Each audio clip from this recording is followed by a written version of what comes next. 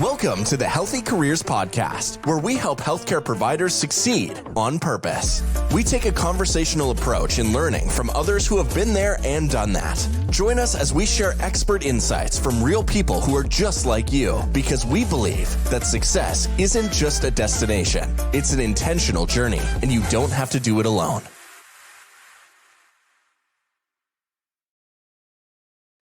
All right. Welcome back to the Healthy Careers Podcast. I'm your host, Madison Loomis. And today I have a fantastic guest, Michele Cambron. She is a PA and she also does something outside of that, which I think is incredible. I will let her introduce that. She is in clinic as an occupational medicine. Am I saying that correctly? PA. Mm-hmm. And she also, though, has a fantastic channel, and I will kick it over to her to explain what that is and why she does that. Well, thank you so much, Maddie, for letting me be here today. Hi to everyone out there. As Maddie said, I am a PA. I went back to school as an older person. I've been working for about the past 7 years as a PA. Lately, I've been doing just more sporadic locums in occupational medicine, but my background is really family practice and a little urgent care. A short stint as a hospitalist. So I've done a little bit of different things along the way.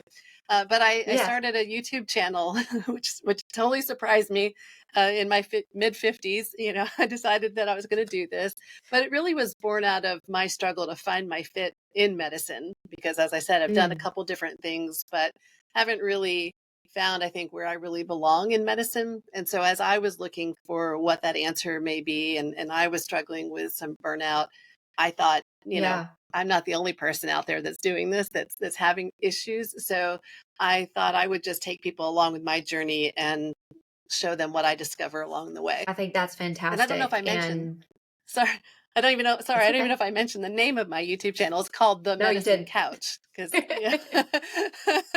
I always forget to do that. Tell people what it is. Yeah, I know, right? I always forget to introduce myself on my own dang podcast. So I get it, you know, but I think that's incredible. And I've watched some of your videos, and obviously I'm not a clinician, but it's so successful. I mean, you look at the views and everything, clearly what you're doing has gained traction and a following of people that I think are also in very similar positions to where you are at.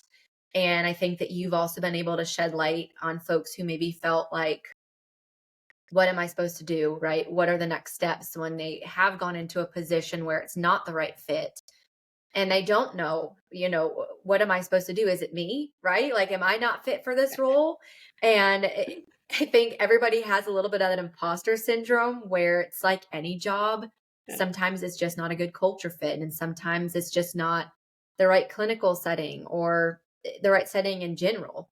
So I want to dive a little bit deeper with that, you know, today, because I think that you hold so much knowledge and insight for folks who may be listening to this and thinking and having the same experiences. Yeah. And I just wanted to say that for anyone out there listening and watching, imposter syndrome is real. And there are tons of people struggling in medicine, because sometimes that's hard, right? We look around and we think everyone else has it all together and they know what they're doing. And I'm the only one struggling. And I highlight that on my channel. I share my own stories. I interview, I have a video actually coming out, I think next week, from when we're recording, with somebody else sharing their struggle in medicine. So that's the first thing, is to let people know that they're not alone. They're not the only ones struggling. And this is a difficult thing to get right. Yeah. I think anyone in general that's in healthcare over the last few years, COVID era and post-COVID, if they have gotten into the profession in the last 5 years, let's call it, right, has seen a lot of this burnout because of just the true demands that are on, you know, healthcare professionals in general. But then on top of that, just the supply, the shortages, right? Everybody is burnt out. Even if they're happy, they're burnt out. They're like, dang, I wish I could have a little bit more work-life balance. So I think it's so key to talk about these things and be open and honest and share our stories, because then somebody that feels like they're alone might think, oh, I'm not the only one that's going through this, and there are other options for me. So I'm excited to get into things for sure. Awesome. All right. Me too. So I guess I saw where you have highlighted and talked to folks who have done something that either they're burnt out or they have figured out that clinic the clinical side of things is just not for them, right? Maybe they have been in the clinical side of medicine for 15 years and they're ready for a change, or they've been in it for a year and they realized, I want to make a change again. I don't think this is for me, but I don't want to atrophy on my skill set or the knowledge that I've just spent X amount of years gaining. So if you can kind of explain to us how you got into that, and then maybe we can talk about a few different avenues or options that people have. Sure. Yeah. Well, like I said, I was struggling to find my fit in medicine because Yeah. having gone to PA school and coming out, I learned basically that you work in primary care, maybe urgent care, or you work in a specialty, right? And Hmm. that's what our options were. I mean, I kind of knew that teaching at a PA school was in the cards maybe eventually, but I thought you had to have like years and years of experience and be a real expert, maybe even have a Yeah. doctorate before you can even step into those roles. And so I just felt like those are my only options. I just had to choose, Hmm. which clinical setting I wanted to work in. But it's hard to do that when you don't get a lot of rotations. And Yeah. rotations are kind of luck of the draw, I think. Mine, I didn't have a whole lot of variety in my rotations. I had just a ton of family practice, really, Okay. and cardiology, a surgical specialty. But I didn't know what it was like to work in orthopedics or in Sure. rheumatology or anything. So I was just kind of lost. And after my first two jobs weren't the right fit and I left those, I was pretty gun shy about getting into another practice, right? Because Hmm. it's a lot of work. It's a lot of paperwork and time to get all the credentialing done. And it's hard on the Yeah. practices and the patients to bring in a provider who's then going to turn on and leave. So I was Hmm. like, God, you know, I don't want to get in that situation again, but I don't know where to turn or what to do. So that's where I was.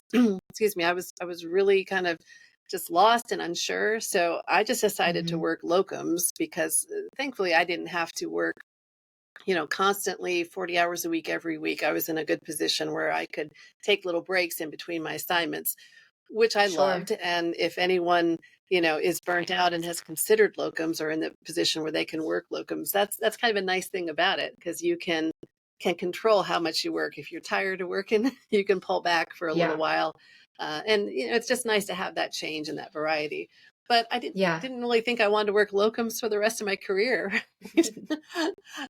So I, was looking for the specialty that would work for me, and I tried to find resources, but that's really hard for PAs and NPs because most everything out there is for physicians. I bought a book Yeah. about choosing medical specialties, but it was all about them and what they can do and how much they make, and it just left me with a lot of questions. I'm like, oh, I don't know as a PA, like would I be able to do like some cool procedures in this specialty or what would I be able to Right. do and things and what does my schedule really look like? So I Yeah. started doing a bunch of research and I sent out a Mhm. big survey and as I was gathering this stuff, I decided, I wanted to share it with other people. So I started the channel. Yeah. And what I love about it is that I just had that such narrow view of what it could be, Hmm. what a PA can do, I should say, and Yeah. what my options were. I just thought I have these little Yeah. things to choose from, which is still a lot. But since I've been doing this channel and talking to people and hearing their stories, I realized that our options are huge. They're Yeah. beyond what most of us even realize. So that's kind of how it got started and why I started it. And on my channel, I have different playlists. I have um, all the different specialties. I mean, haven't interviewed somebody in every Cool. specialty yet, but Hmm. I'm working on it. So the specialties, then there's a playlist for cool and unusual jobs, things that people really never thought about that might be exciting for them and might change things up a little bit clinically. And then I have a Yeah. whole playlist of non-clinical jobs for people who are just tired and want to get out of clinical medicine altogether right now. Hmm. I think Is that's that kind of great. what And you yeah, I think firsthand experience and hearing from somebody that has been there and done that. That's why I have this podcast, is because for me, I learn something from every guest that comes on here. I'm not a medical professional. So for me, I hear day in and day out, I will reach out to somebody about a job opportunity and they'll say, you know what, I actually don't know how much longer I want to be on the clinical side of medicine. And I'm thinking that I might want to move into leadership, or it might look like, do you know how I can do that? And my honest response is no, I don't know, because that hasn't been my world. I live in we hire NPs and PAs that are either, for a PA, they might be in orthopedic surgery, they might be in the clinic. But at the end of the day, yes, I've hired in my tenure corporate executives and people that are higher ups and in leadership, but you don't see a lot of it. And I think that there is also a huge shift right now in healthcare in general. And I love it. I love that it's shifting this way, where instead of hiring outside executives that have never been in front of a patient, people that are clinicians are going back to school, getting healthcare administration, MBAs, different degrees that allow them to have that seat at the table. And then that approach to how they make decisions for the hospital, for the practice, is based on real experience. It's not based on just looking at data and saying, okay, let's make this decision based on this. It's saying, hey, I know the numbers show this, but having been in front of patients and hearing their concerns and knowing how this works on a clinical day-to-day. And I think the more that we as clinicians, and I say we, I'm not a clinician, right? But the more as clinicians, just for the sake of this, conversation. Right. Yeah. The more that step up into that role, the better advocation and the better decisions we are going to have towards patient outcomes and quality of care, rather than just hospital executives pushing revenue or pushing profit that, headlines recently have suggested aren't even going into the right places anyway. Right. Yeah. I think that a lot of them are learning it's a whole different ballgame than what they thought. They take their business mind and they go into it.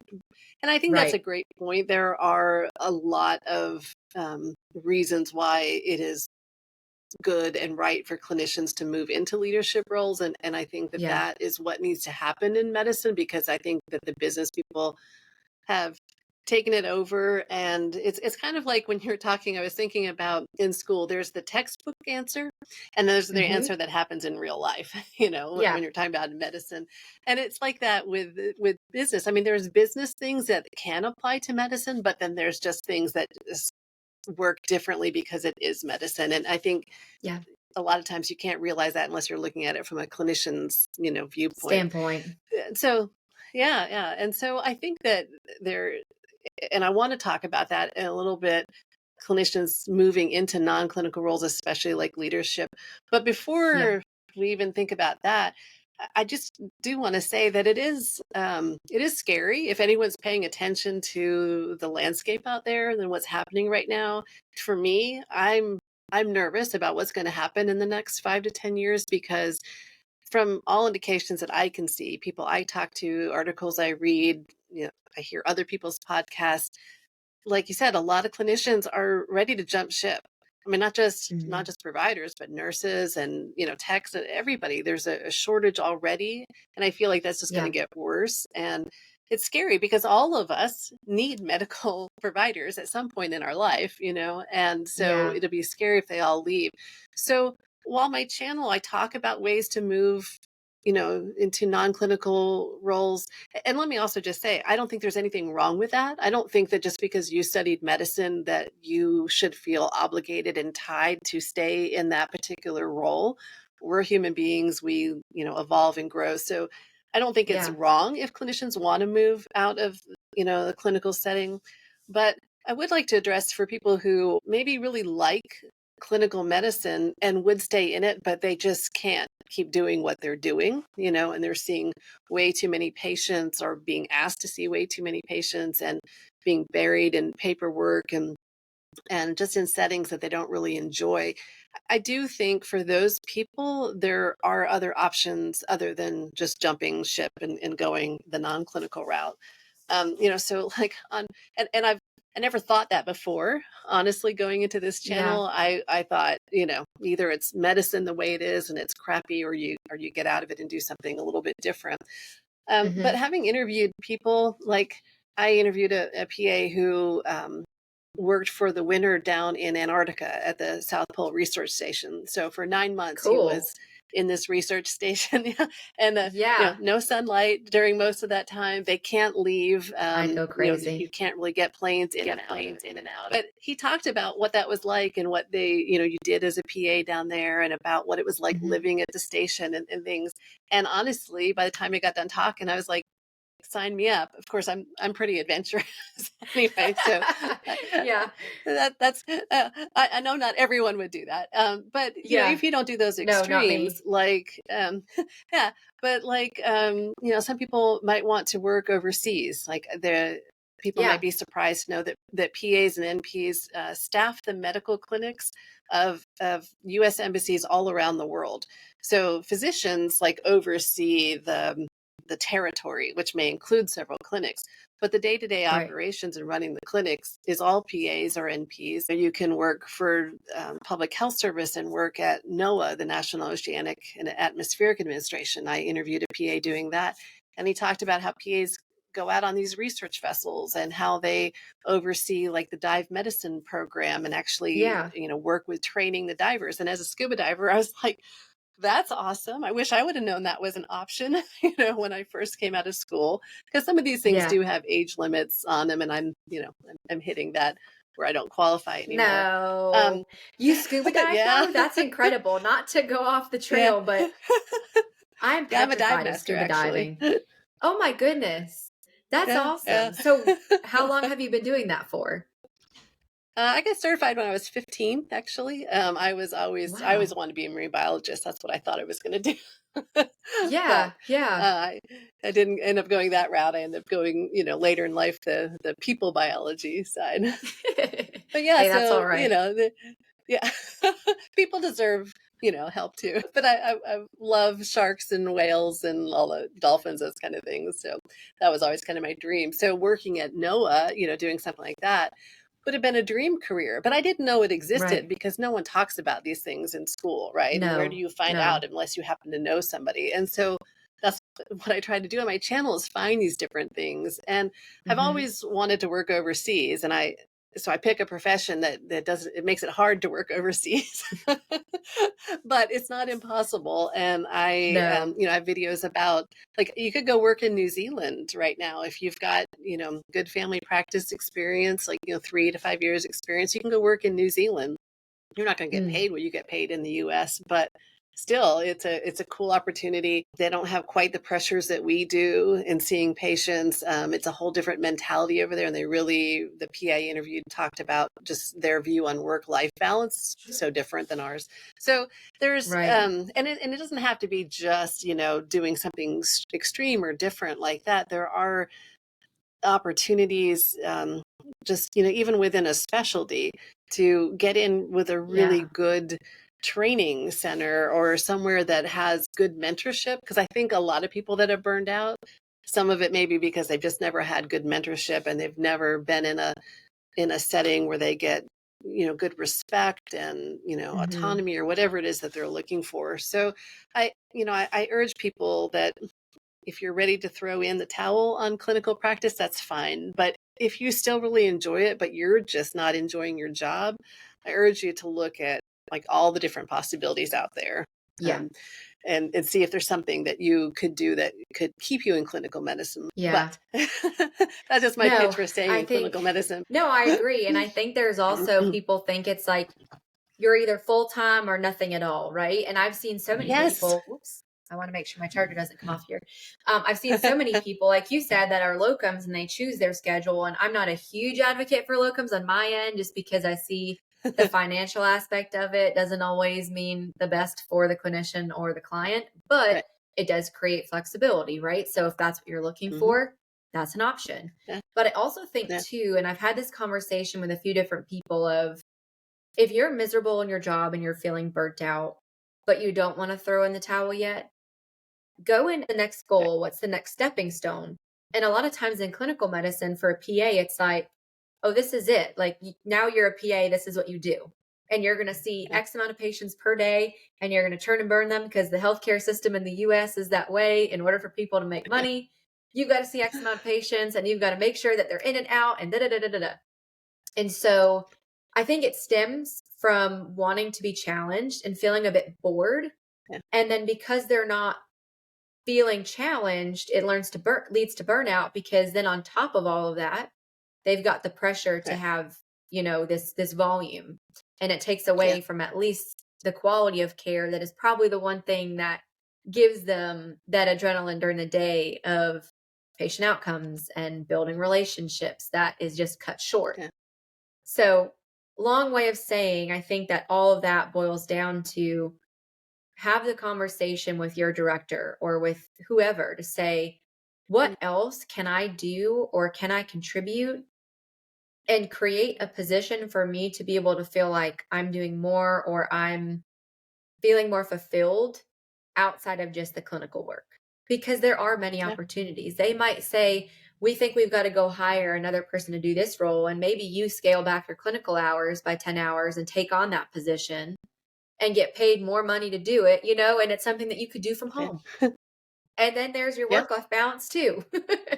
So, Yeah. and I think so many people throw in the towel before truly exploring what options they have. And they're so quick to say, I'm going to go into Yeah. medical sales. And I'm like, well, medical sales is very stressful too, because I work in sales and I have friends that work Yeah. in medical sales. And I hate to break this to you, but it is just as stressful, Right. just in a different way.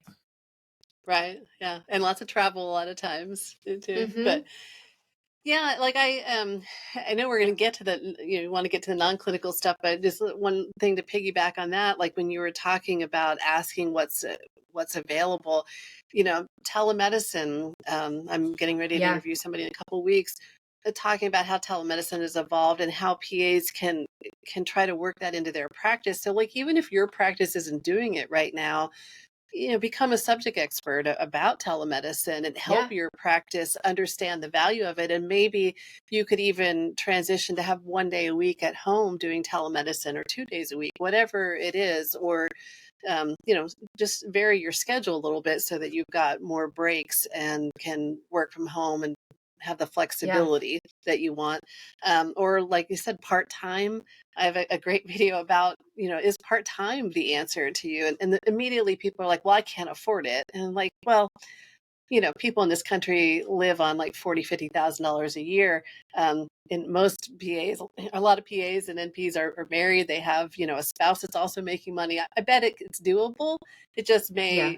may have to realign your priorities. So, and I'm not talking down to Right. anybody, whatever people want Yeah. to do, but I'm saying there is possibilities of changing, the setting you're in, as long as people like the people they work with and they're being respected and those things. I think it's definitely worth trying to work in the practice. Maybe it's coming up with like new fun initiatives that you want to do with Hmm. patients, and something you've been thinking about. Maybe the practice is open to it and you don't know it, and may open up a whole new income for the business, but also be something that you enjoy. And I talk a lot Yeah. about niche practices, niching down within the practice you're in, especially like family medicine. I mean, if you just love to do derm and wish you could work in derm and get something else off your plate, maybe you become the derm person for your practice. And if the Yeah. other providers don't really like it and stuff like that. So you're right, there's a lot of things that people can do to think about how to make their current practice better and make them feel more fulfilled. It's still going to be For stressful, sure. but but it could be more It enjoyable. is. Yeah, and I think no matter how you coin it, like there's not a lot of clinical jobs that don't involve stress. There's not a lot of jobs in general that pay well with good Right. benefits that aren't stressful. I wish there was, because I'd Right. be doing it. But Right. people might look at my job and say, "Oh, you work from home and you can make your own hours," but I'm cranking out 60, 70-hour work weeks, and if it's 1 o'clock on Mm, a Saturday and somebody needs me, I'm stopping everything to cater to that candidate right. or that client. And you know, Right. recruiters work off commission. And a lot of times it's like, you've got to hustle for that money. So it doesn't matter if you're working 40 hours or you're working 80. But Right. with all that being said, I mean, I think from a clinical perspective, I think you brought up a good point, because I've actually called my family medicine because I have thyroid issues. And I said, is there anybody there that has worked in endocrinology, or that is either has additional certifications that they've gotten when it comes to female hormones, wellness, etc. And they're like, oh, Right. actually, yes, we do. So I've been going to this family medicine, this primary care, person for 2 years and didn't know that this person existed until I just asked that Right. question. And then it was like, oh yeah, Yeah. so and so has actually worked with an endocrinologist for the past 7 years before they came to work here. So, Yeah. great. I meet Yeah. with that person and now I'm a happy patient because I have that Yeah. need there. So I mean, I Yeah. think advocating, asking, standing up for yourself is the first step if you're feeling the slightest bit Yeah. burnout or feeling like the passion is slowly fading away. Cause I think that also can happen Yeah. when you feel all the other things of tired and, all the Burnout. things that come along with Yeah. being a healthcare provider. Yes. Yeah. Yeah. Yeah, definitely. And I think hormones and wellness, those type of things are something that is going to be a huge opportunity for Booming. family practice, yeah, in the future. Yes. But then, and I know you wanted to talk about the non-clinical stuff because there is a point though that a lot of people reach and they're like, I've Yeah. tried. I'm done. I've tried doing different things. I've tried working with my practice. I've tried different specialties or whatever, or they just know, I'm done. I just can't deal with patients anymore for a while. Say Yeah. that lovingly if there's any patients watching. But it's just it's difficult and you have a lot of personalities you have to deal with and stuff. And so sometimes Yeah. people just want to get out and work behind the scenes. And so that's, perfectly valid, like I said earlier, and fine too. And I've talked to a bunch of people that have done it. And so I'm sure you get asked all the time, well, what then? Okay, people say we can Yes. do it, but what can we do?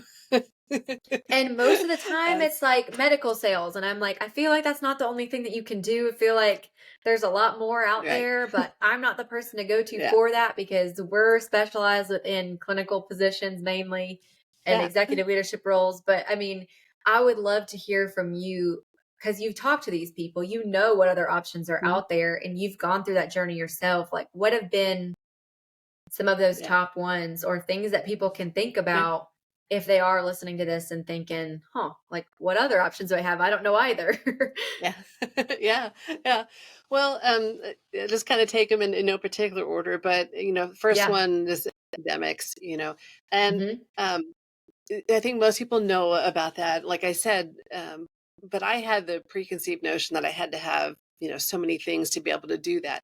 And granted, PA programs, specifically, a lot of them, especially even when I was going to PA school, were trying to get the staff, the faculty to get their doctorates, and a lot of them want doctorates. But the reality is that PA programs are exploding around the country. And as of yet, we don't have that many trained, doctorates to fill all Mm, those positions. So I wouldn't let people let that stop them. Maybe something they have to get eventually, but it's definitely worth at least looking into in your area. And of course, I say in your area, but now that we've gone through the pandemic, a lot of programs are actually incorporating some online components. remote. I'm not saying that PA school has gone online by any means, but I've seen programs that are open to having people who are like an adjunct professor or even a guest Hmm. lecturer do it online. And so while you may not be able to replace your full-time income doing something like that, it can supplement it maybe to a point where you can drop down, part-time in your It's part clinical time. hours or whatever. Yeah. But beyond PA programs, like this is what I've learned as I've been going through this, and it floors me, is that PAs Yeah. are like, well, I can't do anything besides clinical stuff. That's what I train for. And I'm like, no, reframe this. You have a Yeah. bachelor's degree, and most of us have a master's. There's still some people around that went through when it was a bachelor's program, but most people have at least a master's now, and a lot of people have doctorates. And Hmm. those skills can transfer over to different places, and one of them they can Oh transfer yeah. over to is teaching in non-PA programs. So, colleges, community colleges, things like that. They have anatomy and physiology classes. They have all kinds of different biomedical, science courses and things. Hmm. So if it's not, you don't have to just think PA program. You can think other academic Right. stuff. And also people looking to do stuff like on the side, or like I said, looking for supplemental income. It's not going to be PA income, but tutoring. There's lots of, places where you can go tutor, and they're looking for people that have master's in science degrees and stuff. And Mm-hmm. tutoring, I mean, I've seen them making like $40 an hour. A lot of them may be around $25 or $30 an hour, but that's not bad, especially if you enjoy kind of teaching, if you're looking for something kind of supplemental. So Right. when I say academics, think about all those different options. Mm-hmm. And then administration, like you said, getting into leadership. And the video I just released last week, I interview a PA who went from several years ago, not being able to even find a job in leadership because they were being told that PAs aren't eligible because they didn't know what PAs do. And I think that that's still probably around in some places, but Yeah. it's changing. But Yeah. she got her MBA. She did some Six Sigma, Lean Six Sigma training, different kind of, business training. And now she has worked her way up, and she is the chief medical officer of advanced practice providers in this Wow. huge, well-respected, big medical center. Yeah. Yeah. So she's got she's up there in the C-suite, kind of like, so it's possible. And there are lots of different roles there. And, people Yeah. wanted to think about how they do that. She drops a lot of good hints, in the video and stuff, but really it's just starting to get involved. And at first it may be having to, you know, not be compensated for some different projects you work on, different committees and things like that. But Mm-hmm. you just need to show up at your academic or your medical center or wherever you're working, your clinic, and start being a leader. And then Yeah. that leads to, other things. But yeah, in administration, there's lots of different roles there. And some of them are clinical and, administrative. So you split your time, and then some are Yeah. just, completely admin. So there's a lot of flexibility there as well. And then you talked about the medical sales. So it's, Mm-hmm. medical industry is basically the overall umbrella of that. And again, I learned everything I learned. I interviewed people, and I learned so much from them. Yeah. But I interviewed a PA who transitioned into medical industry years ago and has worked in several different positions within medical industry. And she actually has a course on how you do that and things. And I work with her, and I have links to her courses under the videos. But Okay. I have a couple videos with her, and she talks about, kind of how she did it and the skills we have that transfer. But she also talks about, I specifically asked her, I said, let's do one video where you just tell me what these other job titles are, because I can't think of anything other than sales or like Yeah. Yeah. MSL. I'm like, those are the only ones I've heard about, but I'm sure there's more, right? And she's like, yeah, there's like 50 different titles of jobs that we would qualify for that we just don't know, exist. And Mm-hmm. so that was very interesting in that video. And she kind of goes Yeah. through and lists all the different titles. And, there's a lot of diversity there. A lot of it is educating on products, or, educating on, like surgical products or stuff, or like Mm-hmm. medications and things like that. And then there's MSL, which is actually, a little different than that. And then there's just, I can't even remember them all now, but she listed a whole bunch. And in her course, she talks, about even more of them. And she went online, and like before we did that interview, and she put in some of the various titles, and she got like thousands and thousands of job openings, Oh, available. And awesome. I people, was going to ask that. yeah, yeah. And people don't realize it because they may search MSL and there's a limited, number. But within the Right. pharmaceutical industry, there's tons of Yeah. different positions. We just don't know It's what they are. endless. Yeah. So Yeah. yeah. So it's a matter of learning that. And Mm-hmm. then there's research. Like I interviewed a Mm-hmm. PA who is a principal investigator, which means he comes up with original research. He researches in cardiac medicine, and Okay. he still practices, I think, like one day a week because he wants to stay, in the clinic. But that's Sure. his full-time job, is coming up with research, like thinking about what do we need to look at closer in the world of cardiac medicine and stuff. And Hmm. he's been published in lots of different journals. He presents at, American cardiology conferences and things like that. So there's that opportunity, but there's also the opportunity, which probably more people would be interested in on the backside of research, is once that research studies are written up, then somebody has to actually perform those studies. And so there are companies that do that. Yeah.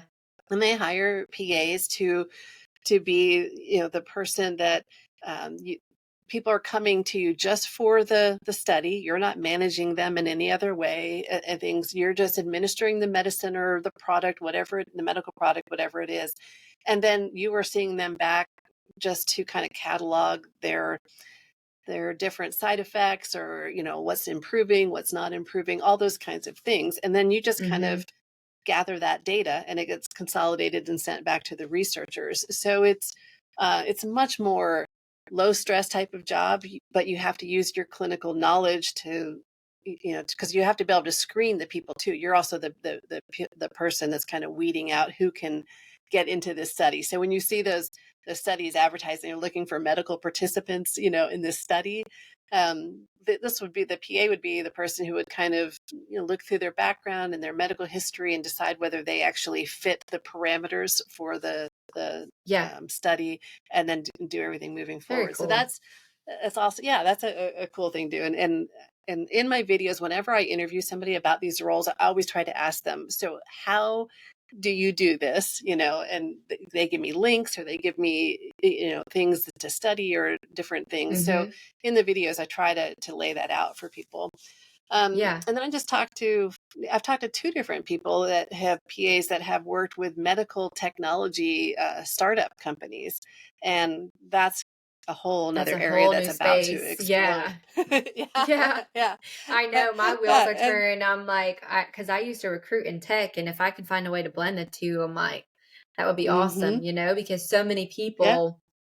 I know there was a recent conference about it. I think Vive, that was in Los Angeles. And I've talked to some folks that are like, I want to get in on that early, right? Like, I want to know what's going on. And tech is so interesting too, because it's so whoa, and healthcare is so constant that it's like, I wonder how that will, having been in both worlds, it'll be an interesting kind of, you would be a good fit for that, because the clinicians, may not realize, like, they think, what would I do in like a tech startup? But if they're building products and things, especially if they're going to be products that are going to integrate into practice, they need the clinician viewpoint to help from them a user interface. know what is is this going to work or not? Are people going to be able to handle this and adopt it? Is it something that's needed? So all those things, you're like a consultant in that area.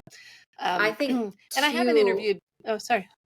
No, it's okay. This thing is a little bit delayed, but I was just going to bounce off that point. I think you mentioned telemedicine, and I think a lot of times what happens is that, especially in private practices where they're not a part of a larger hospital system, they don't have the resources, the infrastructure of the technology to be able to provide those services is what is lacking, and why they don't utilize it, right? And I think so much of telemedicine moving forward is going to be able to say, okay, now we have these people who understand what the clinician wants to be able to use this technology for, how to implement it so it's effective, and to where they're actually going to be able to see the results and impact of it in a positive way. So I think that's where I, from my own clients, seen like, oh, we're not doing that because we don't have the resources. It's not because they don't want to.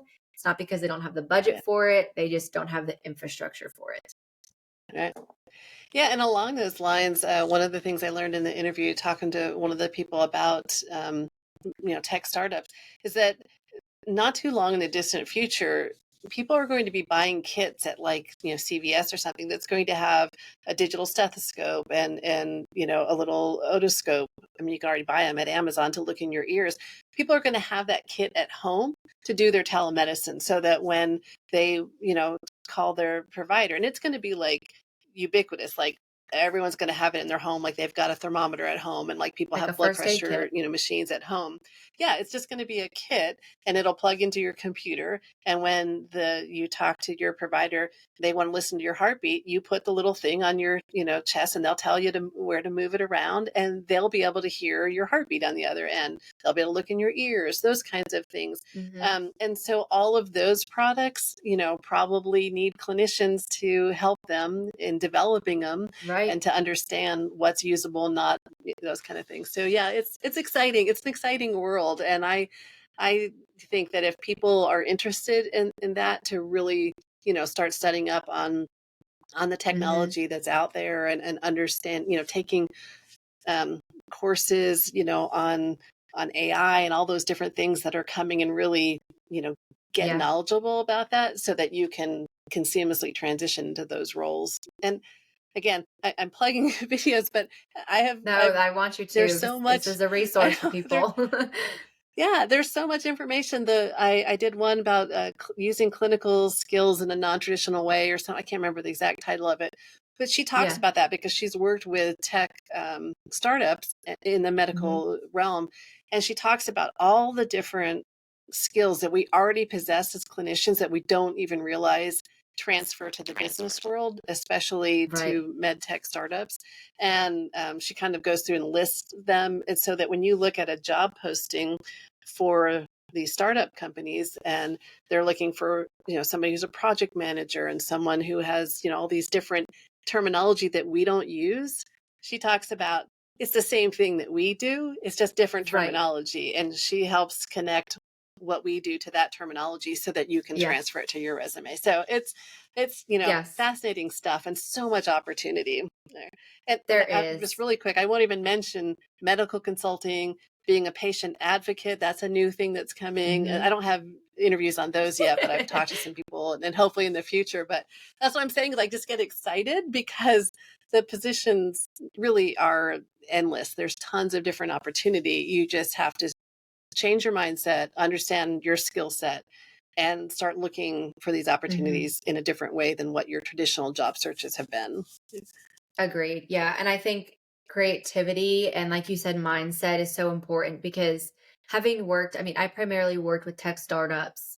That was my world for many years. And there's so many different titles and fluff just because there's no structure going on. Like when I tell you there is absolutely, it is the wild, wild west day in and day out. And so it's this whole new philosophy around thinking. And I remember I have family members that are healthcare providers, and we are like polar opposites when it comes to this because my world has always been like you zig and zag and you go and you've got it every day. Like there's something new, and the policy that was yesterday is different today. And in hospitals and healthcare, it's like, this is how you do this. And then you move to this step and Right. then you do it this way. And then when you go here, you do it this way. And the two worlds colliding is so funny to me because they couldn't be farther apart from how they actually go about their day to day and doing business. So I think also ignore the titles of job postings always in general, as a general rule Hmm. of thumb, but especially if you are looking to transitioning out of patient care and or splitting your Yeah. time, do not let that stop you, because when I tell you I worked in startups and we would hire somebody and pretty much let them make up their title based on keywords that they Right. probably like researched on Chat GPT, and they thought like, if I have this That long sounded good. title, yeah, it sounds really cool, and I can post it on LinkedIn and tell everyone I'm excited to share that I'm the chief technology security backend. It's like, what? Yeah. You're a security engineer. Right. So, I mean, just take it with a grain of salt, because I think the two Yeah. key differences between those industries is just the rigidness and how they operate are two very different things. So, Yeah. not letting the titles and the qualifications under the, bullet points stop Yeah. you from exploring different things. Yeah. Because as a PA or a medical professional, we're gonna have those bullet points, and we're gonna have a highlighter or a check mark. We're like, okay, Yeah. I've got this one. I feel pretty solid in that one. I can show these things, and we're gonna do that. We're gonna go through each one. When there's probably some 20 something year old who's like maybe taking a few business courses, said, oh yeah, I do that. I talk to my friend Mo all the time, and we talk about how we can do this. So I've got experience in doing that. I'm good, and they go into Yeah. that attitude. And I'm not saying it's wrong. I mean, it's just like you said, we're too rigid, I think, and we Yeah. undersell ourselves and our skills left and right, because we only Hmm. have that focus of my value in the medical world about seeing patients, and Yes. that's the only way we look at it. So it is funny. And I think I've seen a statistic where women actually in the workplace only will apply to a role if they meet, I think, 90 or 95% of the qualifications. And for men, it's like, it could be 10%. And I'm not saying like, Right. there's nothing wrong or right about that, but it's just to say that Right. I'm a recruiter. I get applications all the time of people that are not good fits. And that's okay, because I've applied for jobs that I was underqualified for, and I got it because of my attitude, my willingness, and my drive. That's it. Yeah. And so you have to understand that sometimes it's about who you know, but it's also about your ability to come to that interview and say, hey, look, I actually have no idea how to do this role, but I can do this, this, and this. And here's how my clinical skills will translate to this. And I'll make sure that I show up every single day. There's a million and one ways that you can go about it. But I think small plug for myself in my business, and what we do is that recruiters can help you kind of figure out what I call FAB statement is, a features. And so that when you do go to apply, if you don't meet some of the requirements or you feel like you're having imposter syndrome, you can still present yourself in a professional way that translates well into the role, even if you haven't done that role. Right. And especially where there is so much demand and a lack of supply in some of these positions. I mean, you'd be crazy not to, right? So, I mean, if you feel like you are wanting to take this route and you want to have a conversation with me, you're listening to this and you're like, oh, I might want to tutor with that. Yes, we primarily recruit clinical side, but I've been in tech and I understand the scene. So if you're like, I just want to bounce a few things off of you, or what titles or whatever, feel free to reach out to me, because I think so much of our limitations are self-imposed. They're not actually limitations. Yeah. Yeah, exactly. And I was just thinking that, like earlier in the conversation where we were talking about maybe not give up on clinical practice yet, that maybe you just haven't found the right fit. I think working with someone like you, and I haven't worked with you in that kind of capacity, but I've had a couple conversations with you, and I get the real sense that you're somebody who's going to listen to what the person wants and really help them find the right fit, because I think that's what it comes down to, being happy in your job. Like I said earlier, no matter if you're in clinical or non-clinical roles, is finding the right environment to work with the people who are going to give you what you need, whether that is, a lot of handful holding, or whether it is complete autonomy. Having somebody that understands what the client is looking for and that can talk to the clinician and what they're looking for. I mean, I assume that's always what I thought recruiters do, is kind of make the best marriage that they can, like matchmakers. That people looking for the same that in life too. And I will say, okay, this is a true story. My childhood best friend, like we were attached at the hip, we were neighbors, is now married to my brother. And how they got together, I was married and divorced, but how they got together was at my wedding. I might have been 2 wines deep, but I looked at my brother and I said, it's your wedding. I said, go ask Tori to dance. And she was like, or my brother said, she's not going to dance with me. And I said, oh yeah, she will. Go ask her to dance. And they danced. And the next week I got a phone call from my mom that said, well, Tori came to the house today, but it wasn't for you. And I thought, well, who was it for then? She said she was hanging out with Brad, and now they're married and have a kid. And I'm like, you are welcome. So, I like to think that I've got a good discernment when it comes to people and what they're looking for and personalities, which is what I think is the right way to do it. Because anybody, if you've graduated PA school, you are bright enough to figure out anything. It's a means of figuring out what your motivation is, what you want, and how to pair you with someone that's going to provide you with that. Especially as a new grad, also collabing with somebody that is going to see your value in the healthcare ecosystem and provide you with proper mentorship and training. But, not every recruiter sees it that way. And so I am somebody that understands that 99% of recruiters absolutely suck. And that is just because most of them don't come at it with that approach. Right. They're just trying to get a warm body in there sometimes. Yeah, they're just getting the invoice. That's why I don't like locums, because it's like just quick, like, let me charge the client $120 and only give you $100, and then I'm making $20, and I don't really care if you stay or go, because I'll just find another person to do it. And but I understand the flexibility. It can be that side of it. Yeah. Yeah. Yeah. Well, and I know I'm actually going to interview you on my channel. We're going to talk Yeah. more, about recruiters and, using them. I had a good, well, I say I had a good experience. It was my first job out of school, and I was a flexibility to go anywhere around the country, and I didn't know where to start. So I worked with a recruiter, and I have to say though that I think that they set me up with somebody who was also saying the right things about like wanting to mentor and stuff. And I think she had great intentions. It just didn't pan out because she was so busy, herself. But the recruiter did listen to what I was looking for, because I said that's what I really wanted the most, was a mentoring, situation. And so he found somebody all around the country in this small little town that was saying the same things, that they wanted somebody to grow into the practice, and stuff. So, I do think that it can be right, but you got to find the right person, somebody like you who cares, right? And who cares about, and you have you have PAs and medical people in your family too. So you know what it's like from the, from the clinician side and stuff. I think that gives you a little bit of more, not edge, but like you care a little bit more because you understand it's personal. Yeah. And I mean, I think too,